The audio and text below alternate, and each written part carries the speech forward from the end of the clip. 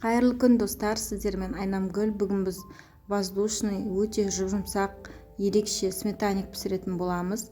Ұнымызға сары майды үккіштен өткізіп саламыз.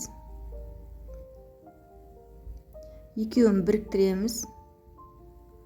Содан кейін жұмыртқаның сарысына су мен шекерді салып араластырамыз да ұнға құямыз. Қамыр жасаймыз осыдан.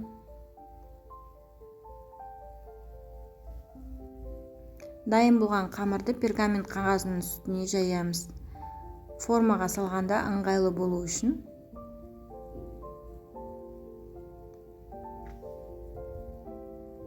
Формамызға саламыз.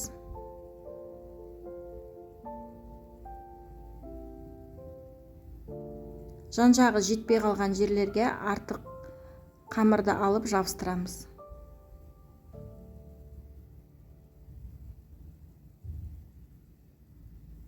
Шанышқымен тесіп тоңазытқышқа салып қоямыз. Салмасына жұмыртқаның ақуызын және шекерді салып миксерлейміз. Ақ пышный болғанға дейін миксерлейміз. Қаймаққа сгущенка мен ұнды салып бір-бірімен араластырып аламыз. Содан кейін дайын болған ақуызымызды салмамыздың үстіне салып араластырамыз.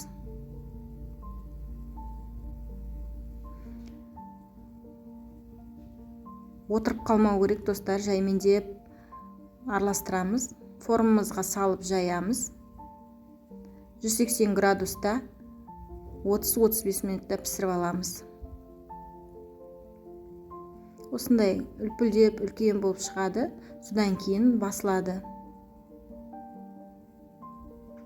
Менің каналыма тіркеліп, лайк басып, комментарий жазуды ұмытпаңыздар достар. Жасап жатсаңыздар ас болсын.